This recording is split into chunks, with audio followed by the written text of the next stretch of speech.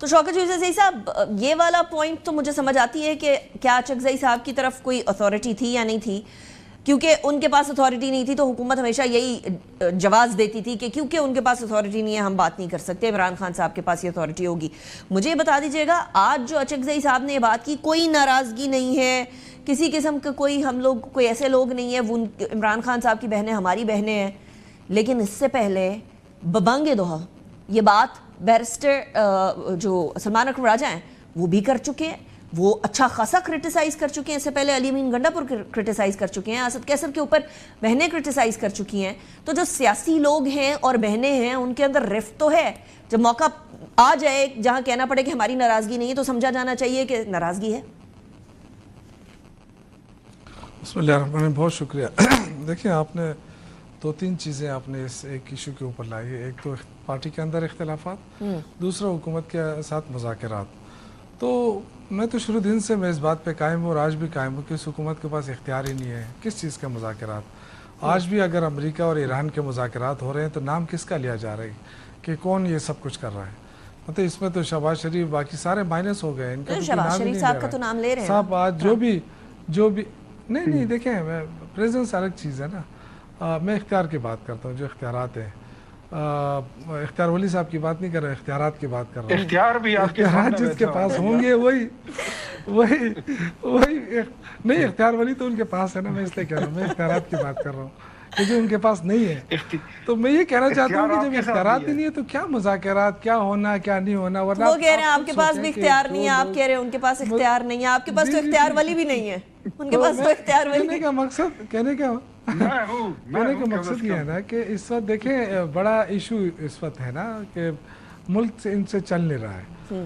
یہ کریڈٹ ایک طرف تو لے رہے ہیں کہ جی ہم نے ایران اور امریکہ کی جنگ رکوائی، ٹھیک ہے، نہیں یہ نہیں لے رہے کریڈٹ، لیکن شوکت یوسفزئی صاحب وہ ٹرمپ دے رہے ہیں اور ایران دے رہے ہیں یہ کریڈٹ۔ نہیں خیر ہے، یہ ان کو بھی دے دیں، خیر ہے، لیکن جو اصل کریڈٹ ہے کہ آپ اپنے ملک میں کتنے پیس لا چکے ہیں، کیا آپ نے کوئی سیاسی استحکام کتنا لے کر آئے ہیں، یہ آپ کے لیے کون کرے گا؟ یہ امریکہ کے حوالے کریں گے آپ یا پھر ایران سے درخواست کریں گے کہ جائے اب ہمارا مسئلہ حل کریں؟ سب سے اہم مسئلہ تو آپ کا اپنا ہے، آپ کا اپنا سٹیک کمزور ہوگا تو آپ باہر کیسے؟ اچھا تو مجھے یہ بات سمجھائیں، اپنے اندر دیکھیں، مجھے یہ بات سمجھائیں، میں اس بات کو اپریشیٹ کرتی ہوں کہ اس ٹائم پر جب سربراہان نے آنا تھا تو آپ لوگوں نے اپنی راول پنڈی والا جو جلسہ تھا اس کو منسوخ کیا، دس از اے پازیٹیو سٹیپ، اس میں کوئی شک کی بات نہیں ہے۔ تو اب مجھے بتائیے گا اب یہ جو مہم آپ لوگ دوبارہ چلانے لگے ہیں اس کا الٹیمیٹ گول کیا ہے یا یہ خانہ پوری ہے؟ دیکھیں ہم نے ایک اچھا کام بھی کیا، دانشمندانہ کام بھی کیا، لیکن اس کا رسپانس کیا آیا یہ بھی آپ دیکھیں نا، کیا رسپانس ایک اچھا سٹیپ تھا نا، اور ایک اچھا سٹیپ تھا، اور اس سے حکومت جو ہے اگر ان کے پاس اختیارات ہوتے تو وہ فائدہ اٹھا سکتی تھی، لیڈرشپ سے بات ہو سکتی تھی، تھوڑی بہت ریلیف دے سکتی تھی عمران خان کو، لیکن نہیں دی، نہ بہنوں کو ریلیف ملی، نہ عمران خان کو ریلیف ملی، نہ پارٹی کو۔ لیکن بہنیں تو نہیں چاہتی تھی، نہیں شوکت یوسفزئی صاحب بہنیں تو نہیں چاہتی تھی کہ آپ وہ منسوخ کریں، وہ تو کہہ رہی تھی ہاں وہ تو کہہ رہی تھی گو اہیڈ کریں، لیکن پارٹی تو عمران خان کی ہے نا، نہیں میں نے کہا پارٹی تو عمران خان کی ہے نا، عمران خان کو تو ریلیف ملنا چاہیے، بہنیں بھی عمران خان کی ہیں نا، کم از کم جو ان کے علاج کا مسئلہ ہے، کم از کم ان کا علاج کا جو مسئلہ ہے وہ تو حل ہونا چاہیے تھا نا، اس کے ساتھ تو اتنی بڑی زیادتی نہیں ہونی چاہیے تھی۔ لیکن اب میں جو اصل چیز پہ آنا چاہتا ہوں، دیکھیں حکومت جو ہے وہ کمپلیٹلی ناکام ہو چکی ہے، صرف اس کے پیچھے نہ چھپے۔ آج جو 400 روپے پہ پیٹرول آپ نے پہنچا دیا، لوگ مہنگائی کا تو رول رہے ہیں، آپ کے کارخانے بند ہو رہے ہیں، آپ کے روزگار ختم ہو رہا ہے، لوگوں کی قوت خرید ختم ہو رہی ہے، میں یہ بہت بڑا ایشو ہے اس وقت۔ I agree with you، غریب پس رہا ہے، ایران اور امریکہ کے مذاکرات سے بڑا ایشو یہ ہے، اس میں کچھ پاکستان کر نہیں سکتا شوکت یوسفزئی صاحب۔ دیکھیں میں نہیں کہا، دیکھیں میں آپ کو ایک بات، اچھا آپ ہوتے تو آپ کیا کرتے؟ آپ یہ بتائیے گا، آپ ہوتے، آپ کی گورنمنٹ ہوتی تو کیا کرتے؟ دیکھیں میں اگر ہماری حکومت ہوتی تو کیا کرونا کے اندر عمران خان نے پیٹرولیم لیوی کو زیرو نہیں کیا تھا؟ کیا یہ بات غلط ہے؟ کورونا کے اندر پیٹرولیم مصنوعات کی استعمال کے اندر کمی ہو گئی تھی تو اس کی پرائس کم ہو گئی تھی، تو وہ تو اچھا ٹائم تھا۔ کمی تو یہ ہے نا کہ ابھی انہوں نے ابھی زیادہ ہو گئی ہے۔ دیکھیں میری بات سنیں، جو دیکھیں یہ حکمت عملی آپ دیکھیں نا گورنمنٹ کی، آپ دیکھ رہے ہیں کہ 400 ارب ڈالر یا 400 ارب ہے، میں ابھی اس میں کنفیوز ہو رہا ہوں، یہ پر ویک آپ کو نقصان ہو رہا ہے پاکستان کو، جو آپ نے یہ لاک ڈاؤن کیا ہے، تو یہ آپ کون سے کوئی پاکستان کے لیے کمائی کر رہے ہیں یا پاکستان کو اور نقصان پہنچا رہے ہیں؟ ہم تو قرضوں میں ڈوب رہے ہیں، لوگوں کے آلریڈی مطلب وہ کاروبار تباہ ہے اور آپ ان کو اور تباہ کر رہے ہیں کہ 8 بجے دکانیں بند کریں. کوئی فائدہ تو بتائے نا. اس وقت کرونا تھا, خوف تھا لوگوں کے اندر, یہ نہیں تھا کہ کوئی انرجی کرائسس بنا رہے تھے ہم.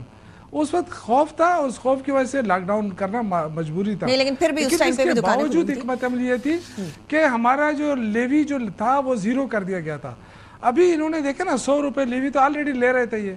اب دیکھیں تجارتی خسارہ جتنا بڑا ہے, آپ کا FBR اگر پیسے نہیں کلیکٹ کر سکتا, آپ کا ٹارگٹ پورا نہیں ہوتا, تو آپ بوجھ آپ لوگوں کا IMF کے ساتھ انبن بھی ہو گئی تھی نا شوکت یوسف صاحب, آپ لوگوں کی IMF کے ساتھ انبن بھی ہو گئی تھی نا, اور پھر اس کی وجہ سے ڈیفالٹ کی طرف بھی جا رہے تھے. وہ انبندی جو ہوئی تھی, نہیں اگر وہ انبندی ہوئی تھی تو وہ ساری زندگی اب یہی چلتا رہے گا.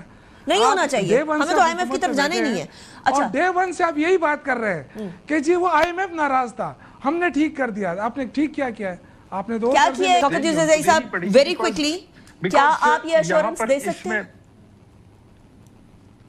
نہیں, میرے خیال سے ایشورنس تو گورنمنٹ کو دینا چاہیے کہ وہ پنجاب پولیس کو استعمال نہیں کرے گی بیجا, اور ریاستی طاقت کا استعمال نہیں کرے گی. ہم نے کون سی طاقت کا استعمال کیا ہے؟ ہم تو جاتے ہیں اور ہمیں یہ ڈنڈوں سے مارتے ہیں, کبھی گولیاں مارتے ہیں, کبھی کیا کرتے ہیں. میں یہ کہہ رہی ہوں کہ وہ جو ایشورٹی مانگ رہے ہیں, آپ جو ایشورٹی مانگ رہے ہیں وہ تو میں ان سے پوچھوں گی, لیکن وہ جو ایشورٹی مانگ رہے ہیں کہ آپ لوگ ٹیئر گیس نہیں لے کر آئیں گے, وہ جو اس کی گنز ہوتی ہیں یا کوئی اور گنز, یا جس طرح علی امین گنڈا پور صاحب لے کر آتے تھے مشینری, وہ نہیں لے کر آئیں گے, اس کی ایشورٹی آپ لوگ دیں گے؟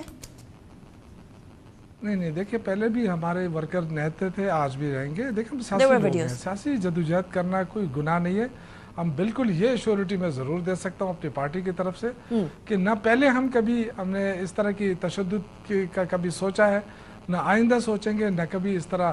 ہاں, یہ جو آپ پولیس کی بات کر رہے ہیں, وہ اس وقت کے وزیر اعلیٰ تھے, ان کے ساتھ سیکورٹی ہوتی تھی, اس کو یہ تو سہیل آفریدی صاحب بھی لائیں گے اس طرح کی چیزیں؟ حملہ کا نہیں, سیکورٹی تو ہوتی ہے کسی بھی وزیر اعلیٰ کے پاس, اس کے اندر ایمبیولنسز, کرینے, وہ چیزیں بھی ہوں گی. اس کا ہرگز مطلب یہ نہیں ہے کہ آپ اس کو, آپ نے دیکھے نا ایک وزیر اعلیٰ تو تھا علی امین گنڈا پور جو بھی تھا, لیکن کیا اس پہ آپ نے گولیاں نہیں برسائی؟ یہ کون سے قانون, کون سے ملک میں ایسا ہوتا ہے کہ ایک جمہوری ملک کہلانے والا اور جمہوری سسٹم ہونے والا, وہ آپ کسی کیا یہاں PDM کا جو جلسہ ہو رہا تھا پشاور کے اندر, ہم نے ان کو پانی فراہم نہیں کیا تھا, ہم نے ان کو جگہ فراہم نہیں کی تھی.